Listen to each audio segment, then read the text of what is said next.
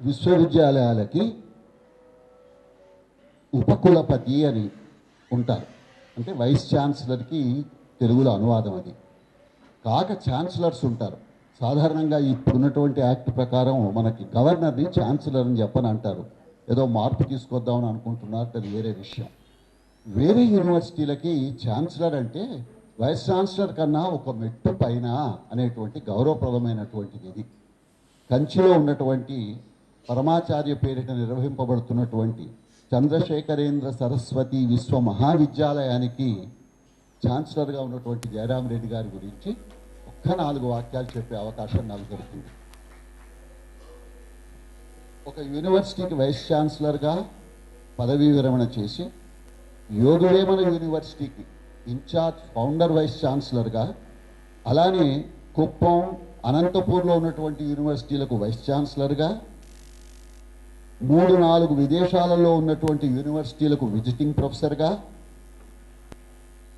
మరి జపాన్, జర్మనీలో లాంటి తదితర దేశాలలో ఆనర్స్ అండ్ అవార్డ్స్లో ప్రముఖంగా చెప్పవలసినటువంటి life time achievement award for academic excellence AP academy of sciences, Alexander పేరిట ఉన్నటువంటి German యూనివర్సిటీలోని fellowship, chairman and member of many committees at the national level, curriculum development committee of Indira Gandhi national open university, 19 విదేశాలలో ప్రయాణాలు, 40 సంవత్సరాల ముఖ్యంగా chemistry రంగం వారి field అది, అందులో రీసెర్చ్, పబ్లికేషన్స్ ఎక్కడో నోట్ చేశాను.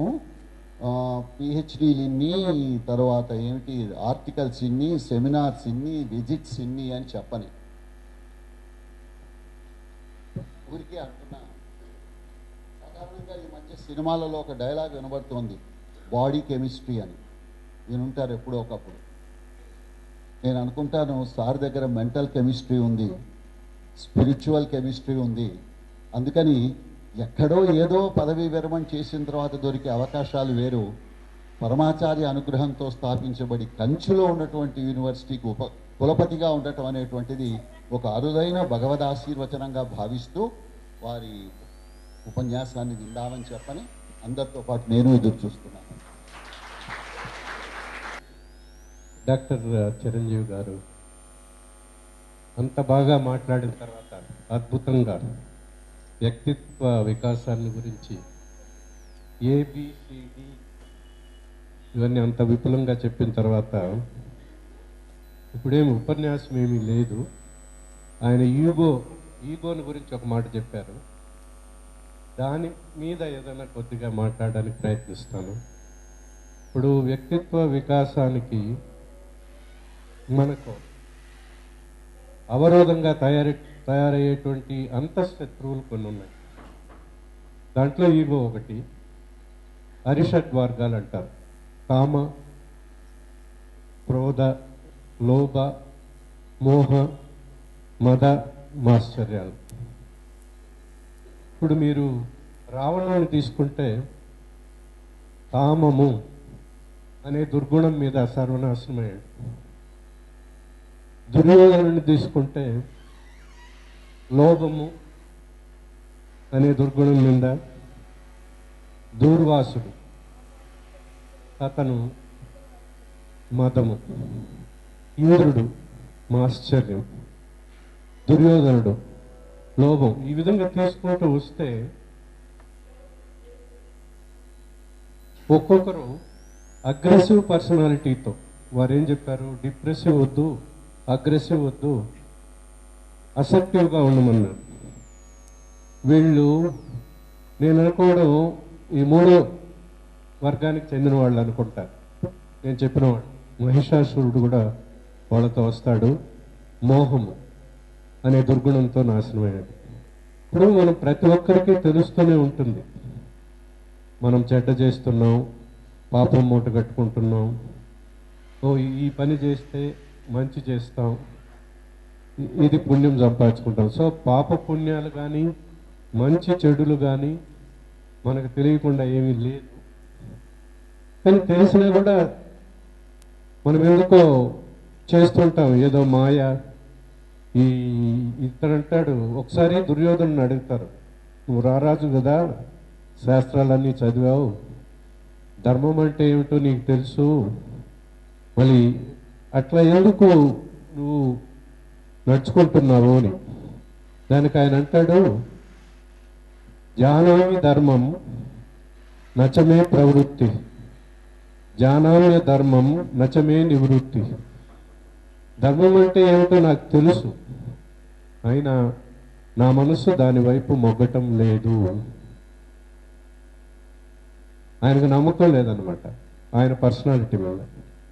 అధర్మము నాకు తెలుసు, కానీ నా మనసు ఎందుకో పాపకర్మలను ఆచరించటానికే ఇష్టపడుతోంది అని సమాధానం ఇస్తాడు ఆశ్చర్యకరంగా. అర్జునుడు కూడా ఒకసారి కృష్ణుని అడుగుతాడు, ఏమని, మనిషికి తాను ఏమి చేస్తున్నాడో తెలిసిన ఎవరి బలవంతం మీదనో పాప పనులు చేస్తున్నట్లు ఉంది, దీనికి కారణం ఏమిటి శ్రీకృష్ణ అని అడుగుతాడు భగవంతుణ్ణి. ఆయన అంటాడు, కామ ఏష క్రోధ ఏష రజోగుణ సముద్భవ మహాసనో మహాపాప్మ విద్యేనని హవైరినం. కామము మరియు క్రోధము అనబడు శత్రువులు రజోగుణం వల్ల జనిస్తాయి. సాత్విక రజో తమస్ గుణాల్లో ఈ రజోగుణం వల్ల ఇది తనిస్తాయి. అవి ఎంతకైనా నశించవు, అవి మహాపాపిష్టమైనవి, అవే మనిషిని బలవంతంగా పాపానికి ప్రేరేపిస్తాయని చెప్తాడు. కానీ ఇప్పుడు మన డాక్టర్ చిరంజీవి గారు చెప్పినవన్నీ మనం పాటించాలంటే, మన వ్యక్తిత్వం వికాసం కోసం మనం ప్రయత్నించాలంటే చెప్పారు, చక్కగా చెప్పారు. యాటిట్యూడు, బిహేవియరు, పర్సనాలిటీ, ఇవన్నీ ఈ అరిషడ్ వర్గాలను మనము నిర్మూలించుకోవాలి, మనము జయించాలి. అవి మనకు ప్రథమ శత్రువులు, అంతఃశత్రువులు. బట్ ఈ కామం అంటే ఏమిటి? ఏ విషయాన్నన్నా తీవ్రంగా కోరుకోవటం కామం అంటారు. మనకు కావలసింది దక్కకపోతే క్రోధం. మరి కామాన్ని ఎట్లా మనం పోగొట్టుకోవాలి? ప్రతి వస్తువు మీద, మనం కోరుకునే వస్తువు మీద నిర్లక్ష్యం వహించాలన్నమాట. అది ఎందుకులే, అది ఏముంటే మాత్రం ఏమీ, లేకపోతే ఏమి అని దీని మీద భౌతికమైన వస్తువుల పట్ల నిర్లక్ష్యాన్ని పెంచుకోవాలి. అవి ఆనందదాయకం కానప్పుడు అవి మనకెందుకు, అవి మనకు ప్రయోజనం లేదు అనే ఆలోచనను మనం పెంచుకున్నట్టయితే ఈ గుణాన్ని మనం ఈజీగా, సులభంగా నిర్మూలించుకోవచ్చు. నిర్లక్ష్యం కనుక నిరంతరం ఉంటే, ఎప్పుడు మనం కొద్దిగా నిర్లక్ష్యం, ప్రతిదీ కోరుకోవడం ఎందుకు, ఆ డిజైరే కదా మనం నాశనం చేస్తూ ఉంది. ఒక వస్తువు, ఏ వస్తువు పొందటానికి ప్రయత్నం చేయాల్సిన పని ఉండదు. కోరికలను జయించడానికి ఇటువంటి మానసిక స్థితి మనకు అవసరం. మరి క్రోధాన్ని జయించడానికి ఏమంటాడంటే తితిక్ష సంపాదించుకోమంటాడు. తితిక్ష అంటే ఏమిటంటే సహనం, సర్వదుఃఖ నామ ప్రతీకార పూర్వకం చింతా విలాపరహితం సాతితిక్షాని గద్యతే. ఎంతటి బాధనైనా సంతోషంగా భరించడం అనేది నేర్చుకున్నామంటే దాన్ని తితిక్ష అంటారు. ఆ గుణాన్ని అభివృద్ధి చేసుకున్నామంటే మనం మరి కోపం అనేదే రాదు. మెయిన్గా ఏమిటంటే ఈ కామము, క్రోధము, ఇవే మదం, మాశ్చర్యం, మోహం, మిగతా వాటికి కూడా ఈ లోభం, ఇవన్నీ కూడా రావడానికి మెయిన్ థింగ్స్ ఇవి. సో కోరుకునేది తీవ్రంగా, ఏది కోరుకోకుండా అలక్ష్యంగా వాటి మీద మనం మానసిక స్థితి అభివృద్ధి చేసుకోవడము. తర్వాత ఓకే, ఎంతటి బాధనైనా సంతోషంగా భరించడం, ఇది నేర్చుకున్నామంటే క్రోధాన్ని ఈజీగా జయించవచ్చు. మరి లోభాన్ని జయించడం ఎలా? ఇప్పుడు సంపద ఎత్తుకోండి. సంపదకు అధినేత్రి అయిన లక్ష్మీదేవి స్థిరంగా ఒక చోట ఉండదు. ఈరోజు లక్షాధికారి అయిన వ్యక్తి రేపు భిక్షా పాత్రను పట్టుకొని తిరగాల్సిన రావచ్చు. లోపాన్ని అదుపులో ఉంచుకునటానికి చాలా చాలా ధనాన్ని కూడబెట్టి మనం ఏమి సాధించబోతున్నాం? మనం ఏం దాన్ని ఏం తీసుకొని పోయేదేమి ఉండదు, మనతో రాదు. దానశీలి అయితే వ్యక్తి తన చేతుల్లో ధనాన్ని దానం చేస్తాడు. లోపి తన చేతులతో తాను ఇవ్వలేడు, దాన్ని టచ్ కూడా చేయలేడు, దాన్ని స్పర్శించకనే తన మరణం తర్వాత ఇతరులు తన ధనాన్ని అనుభవించడానికి వీలు కల్పిస్తాడు. ఈ లోభం వల్ల ఎటువంటి ప్రయోజనం మనకు లేదు. కానీ ఎందుకో వస్తూ ఉంది, జరుగుతూ ఉంది మనకు పర్సనాలిటీ. ఎందుకు? ఈ రజో తమో గుణాల వల్ల ఒక మాయ అనేటటువంటిది. ప్రతి ఒక్కడు మంచోడుగా ఉండాలనుకుంటాడు, ప్రతి ఒక్కడు ఉన్నత స్థితికి ఎదగాలి, సుఖంగా ఉండాలి అని అనుకుంటాడు. కానీ ఇవెందుకో అర్హత కలిగిన వాడికి పంచిపెట్టినామనుకోండి, నువ్వు సంపాదించింది నీ దాత సంపద పెరుగుతుంది, లేకపోతే పెరుగుదల అనేది ఉండదు. ఇది అస్థిరము. దానిని పాత్రత కలిగిన వారికి పంచిపెట్టాలి. అలా చేస్తే పుణ్యం కూడా సంపాదించుకోవచ్చు. సో నీవు సంపాదించినది ఇతరులకు ఇవ్వాలి, అది మంచిదనే నమ్మకాన్ని అభివృద్ధి చేసుకోగలిగితే ఈ లోభాన్ని నిర్మూలించుకోవచ్చు. ఒక వ్యక్తి తన స్థాయిని పెంచుకొని ఇతరులకు సహాయపడి పేరు ప్రఖ్యాతులు సంపాదించుకున్నాడు అనుకోండి, కొంతమంది దాన్ని సహించలేరు. అసూయపరుల మనస్తత్వం ఆ విధంగా ఉంటుంది. అసూయ స్వభావం దీన్ని మార్చుకోవాలనుకుంటే మనకు తృప్తి, సాటిస్ఫాక్షన్ అనేది డెవలప్ కావాలి. ఇతరులు ఏదో సాధించేశారు, అతను ఉన్నత పదవికి చేరాడు, ముందేమో ఇట్లున్నాడు, మనతో ఉన్నాడు, ఇవన్నీ ఆలోచించకుండా ఈ అసూయ అనే దీన్ని పోగొట్టుకోవాలంటే మనకు తృప్తి అనేది నేర్చుకోమని చెప్తాడు. మనకంటే కిందివాడు పైకి ఎదిగితే సంతోషించడం నేర్చుకుంటే కానీ అసూయ గుణం వెళ్ళిపోదు. మనం గర్వాన్ని ఎట్లా తొలగించుకోవాలి? మనకు తెలిసింది చాలా తక్కువ, ఎంతోమంది తెలుసుకోవాల్సి ఉంది. మనకన్నా జ్ఞానులు ఎంతోమంది ఉన్నారు. ఇప్పుడు డాక్టర్ చిరంజీవి దగ్గర ఎంతో నేర్చుకున్నాం.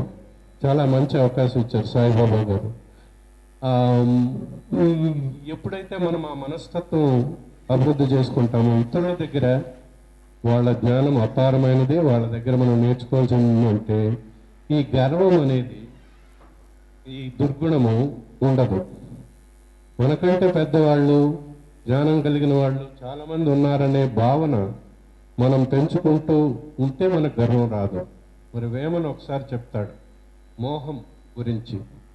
కాంచనంబు పైన కాంక్ష మోహమటండ్రు, విడువలేరు దాని విబుధులైన, కాంక్ష లేని వారు కానగరారయ్య విశ్వదాభిరామ వినురవేమ. ఈ ధనంపై గల ఆశ చాలాసార్లు మోహం అని అంటారు. ఒకరికి పదవి మీద ఆశ, అధికారం మీద ఆశ, వీటి మీద ఉంటాయి. దాన్ని మోహం అని చెప్పుకుంటారు. ధనం సంపాదించడం విషయానికి వస్తే కష్టపడి సంపాదించిన ధనాన్ని ఎలా సద్వినియోగం చేసుకోవాలి? ప్రతి జన్మలో మనిషి యుగ యుగాలుగా వస్తున్నాడు. ప్రాపంచిక వస్తువులను ప్రేమించి సుఖం కంటే దుఃఖం ఎక్కువగా అనుభవించాడు, లాభం కంటే నష్టమే ఎక్కువగా అనుభవించాడు, శాంతి కంటే అశాంతి ఎక్కువగా అనుభవించాడు. ఎందుకంటే మెంటల్ మేకప్ అది ఎప్పుడు ఆలోచిస్తూనే ఉంటుంది. ఆ తృప్తి అనేది ఉండదు. ఎప్పుడు యాటిట్యూడినల్ చేంజ్, ఎప్పుడు ఆవేదనతోనే ఏదో ఒక ఆశయ సిద్ధికి నిరంతరం శ్రమిస్తూనే ఉంటాడు.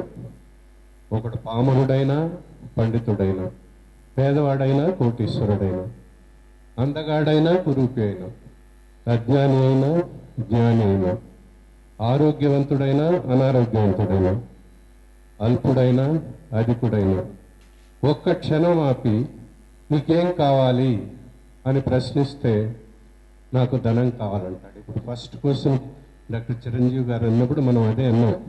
ముందేమో సంతోషం అన్నాం, సంతోషం అన్నాక ధనం అన్నాం. సో ధనమే ఫస్ట్. ఎవరిని అడిగినా చెప్పేది ధనం కావాలని. ఎందుకు? వస్తువుల కోసం, వ్యక్తుల కోసం, ప్రాపంచిక విషయాల కోసం అని అంటాడు. అవి లేకపోతే ఎట్లా మరి బ్రతకడం? సో ధనం కావాలి. ఈ వస్తువులు, వ్యక్తులు, విషయాలు దేనికోసం? సుఖంగా ఉండడానికి కోసం అంటాడు.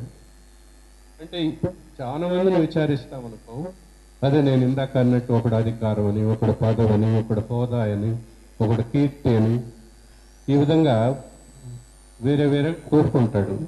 కానీ చివరిగా అందరూ కోరుకునేదేమో సుఖం. సుఖం అంటే ఏమిటి? సుఖం నీకు ఎంత కావాలి? అక్కడ మళ్ళా మెజర్. సుఖ స్వరూపం ఏమిటి? దుఃఖం లేని సుఖాలు, నష్టం లేని లాభాలు ఈ ప్రపంచంలో దొరుకుతాయా? ఊరిక మనం ఆలోచించడం కానీ దానికి మెజర్ ఏమీ లేదు. అవేం దొరికేది కాదు. మనము అనుకునే దాన్ని బట్టి ఉంటుంది. మనం సుఖంగా ఉన్నాము అనుకుంటే సుఖం, లేకపోతే లేదు. ఆది శంకరాచార్యులు ఏమంటారంటే, ఒకసారి దోషేన తీవ్రో విషయ కృష్ణ సర్ప విషాద విషయం విహంతి భోక్తారం ద్రష్టారం చక్షుషాప్యయం. ఈ విషయాలు, ప్రాపంచిక విషయాలు ఉన్నాయి, ఇంద్రియాలు ఇవి పెట్టే ప్రలోభాల వల్ల, ఈ వ్యక్తుల వల్ల, వస్తువుల వల్ల కలిగడి దోషం నల్లత్రాచు విషం కంటే తీవ్రమైంది అంటాడు. ఇంద్రియ నిగ్రహం లేనివాడు ఈ ఇంద్రియాల ప్రలోభం వల్ల ఇది పెట్టే దోషం నల్లత్రాచు విషం కన్నా తీవ్రమైంది. విషము మృంగిన వానినే చంపుతుంది, కానీ కన్నులతో చూస్తే చాలు ఈ మూడు మనల్ని నాశనం కొని తెస్తాయి అని అపూర్వంగా చెప్తాడు ఆదిశంకరాచార్యులు. ఈ ప్రాపంచిక విషయాలకు లొంగడం వల్ల ఏం జరుగుతుంది? సో ఈ అంతఃశత్రువులు, మనలోని శత్రువులు వీళ్ళని ఎప్పుడు మన కోరికలు, జ్ఞానాన్ని కప్పేసి ఉంటాయి. కోరికలు నశించే కొద్దీ ఈ జ్ఞానం, నాలెడ్జ్ అన్నారు, జ్ఞానం బహిర్గతమవుతుంది. ఇంద్రియాలు, మనస్సు, బుద్ధి, ఇది వరుస. ముందు ఈ చెడు అనేది ఇంద్రియాలను జయిస్తుంది, ఆ తర్వాత మనస్సును కలుషితం చేస్తుంది. ఏదో ఒక రోజు నీ బుద్ధిని కూడా బురదలోకి లాగేస్తుంది. ఇంద్రియాలని అధీనంలో ఉంచుకోగలిగితే నీవు నీ మీద సగం విజయం సాధించినట్టు. కాబట్టి మనస్సును మనం జయించాలి. ముందు మనస్సును గెలిస్తే సామ్రాజ్యాలను గెలించినట్టే. ముందు మనలోని శత్రువులను జయించడానికి దుఃఖం లేని సుఖాన్ని, అశాంతి లేని శాంతిని, నష్టం లేని లాభాన్ని ఒక్కచోటనే పొందగలం. అదే భగవంతునికి ప్రీతిపాత్రమైన పనులు చేయడం. ఇక్కడ చాలా చక్కగా జరుగుతోంది. సాయిబాబా గారు, ఈ సాయిబాబా సంస్థానం, ఆర్గనైజేషను, ఇవన్నీ కూడా చాలా చక్కగా చేస్తున్నాం. భగవంతునికి ప్రీతిపాత్రమైన పనులు చేయడంలో వీళ్ళు మార్గదర్శకంగా ఉన్నారు. వాటిలో సాయి చూపినటువంటి ముఖ్య మార్గం ఏమిటంటే మానవ సేవయే మాధవ సేవ. వీ ఎంపవర్ ఇంటర్నేషనల్ చాలా బాగా చేస్తున్నారు ఈ కార్యాలు. మనకు ప్రధాన శత్రువులైనటువంటి ఈ కామ, క్రోధ, లోభ, మోహ, మద, మాత్సర్యాలను పూర్తిగా నిర్మూలించుకోవాలి. పరబ్రహ్మను గురించి ఆలోచించడానికి కొంత సమయం కేటాయించాలి. ఇంకొకసారి ఏమంటారంటే ఆదిశంకరాచార్యులు, బాలస్తావత్ క్రీడాసక్త, తరుణస్తావత్ తరుణీసక్త, వృద్ధస్తావత్ చింతాసక్త, పరమే బ్రహ్మని కూపిన సక్త. బాల్యమంతా ఆటలయందు ఆసక్తి, యవ్వనమంతా స్త్రీ వ్యామోహం చేత, వార్ధక్యం సంసార చింతల చేత, జీవితమెల్లా గడుపుదురే గాని పరమమైన బ్రహ్మమునందు ఆసక్తి కలవాడెవడు లేడు అని ఆదిశంకరులు బాధపడతారు. భగవంతునికి ప్రీతికరమైన పనులు చేస్తూ ఈ అంతఃశత్రువులను పోగొట్ట వేళ్లతో పెగలించి సాయికి మనము ప్రీతిపాత్రులమయ్యేదానికి ప్రయత్నించాలి. మనిషికి ప్రాపంచిక జీవితం కానీ పారమార్థిక జీవితంలో కానీ ఉన్నత స్థాయికి చేరుకోవడానికి కావాల్సిన ఏమిటంటే భక్తి, జ్ఞానం, వైరాగ్యం. ఈ మూడు ముఖ్యంగా మనకు కావాలి. ప్రాపంచిక జీవితం అనుకున్నాం, చేస్తున్న పని పట్ల అభిరుచి. ఇందాక చెప్పారు మనకు ప్రేమ, లవ్, చేస్తున్నది లైక్ చేయాలి. సో అభిరుచి కావాలి, దాని మీద ఇంట్రెస్ట్ ఉండాలి. సాధించడానికి కావలసిన తెలివితేటలు, ప్రజ్ఞ, జ్ఞానం అవసరం. పని పూర్తయిన తర్వాత వచ్చే ఫలితం పట్ల అనాసక్తి ఉండాలి. కొంతవరకు నువ్వు ఫలితం పట్ల ఎప్పుడు ఇంట్రెస్ట్ ఉంటే కూడా ఈ పని చేయలేవు. కాబట్టి ఒకవేళ ఫస్ట్ స్టెప్లో సక్సెస్ కాలేదనుకో, అప్పుడు మనం మరీ ఫలితం మీద ఎక్కువ ఆసక్తి పెట్టుకుంటే మనం వరి అయిపోయి అక్కడే నిలిపేసే పాసిబిలిటీ కూడా ఉంది. మళ్ళా ఫర్దర్గా పోవాలనుకుంటే ఆ కర్మఫల మీద కూడా ఆసక్తి అంతగా పెంచుకోకూడదు. అనాసక్తి, వైరాగ్య భావం ఉండాలి. అప్పుడు ఏ కార్యమైనా సంతోషంతో, నైపుణ్యంతో, దృఢమైన మనసుతో నిర్వర్తించగలం. ఇది లౌకికంగా. పారమార్థికంగా కూడా అంతే. భగవంతుని పట్ల భక్తి, అనురాగం, ఈ కామక్రోధాలనే అవరోధాలను అధిగమించగల శక్తి, జ్ఞానంతో, భౌతిక సుఖాల పట్ల అనాసక్తి, వైరాగ్య భావం. సో ఇట్లా మీరు లౌకికంగా తీసుకున్నా, ప్రాపంచికంగా తీసుకున్నా, రెండు పక్కల మనకు కావాల్సింది భక్తి, జ్ఞానం, వైరాగ్యం. సాంకేతిక రంగంలో చెదరని ముద్ర వేసిన వాళ్ళు బిల్ గేట్స్, స్టీవ్ జాబ్స్, వీళ్ళందరూ. కానీ లేదా పారమార్థిక జీవితంలో ప్రహ్లాదుడు, నచికేతుడు లాంటి వాళ్ళు కానీ ఈ ఉన్నత స్థాయికి ఎదగడానికి ఈ మూడు లక్షణాలే ప్రధాన కారణం అనిపిస్తుంది. మీరు లౌకికంగా కానీ ఆధ్యాత్మికంగా కానీ విజయం సాధించాలంటే ఇందాక చెప్పారు మన డాక్టర్ చిరంజీవి, సరైన సమయంలో సరైన పనిని సరైన విధంగా చేయడం అది ముఖ్యం. ఏదైనా కానీ విజయం కావాలంటే మీరు సరైన పనిని ఎంచుకోవడం, దాని సరైన సమయంలో సరైన విధంగా. ఆ సరైన అనేది మీ అనుభవంతో, మీ ఎక్స్పీరియన్స్తో వీటితో వస్తుంది. దానికి కూడా సక్సెస్ కావాలంటే అవలోకనం ఎప్పుడు చేసుకుంటూ ఉండాలి. విజయం కావాలంటే ఎప్పుడు మీరు చేస్తూ ఉంటే సరిగ్గా చేసుకున్నారు. ఎందుకు మనం విజయం చేరుకోలేకుండా పోతున్నాము? ఎప్పటికప్పుడు ఆలోచించుకుంటూ, ఆత్మావలోకనం చేసుకుంటూ వెళితే చదువులో కానీ, కెరియర్లో కానీ, జీవితంలో కానీ విజయం సాధించవచ్చునని ఎంతోమంది ఎన్నో సార్లు చెప్పున్నారు. ఈ రెండు మాటలు చెప్పడానికి ఇక్కడికి పిలిచినటువంటి సాయిబాబా గారికి, సంస్థానం వారికి కృతజ్ఞతలు. Thank you.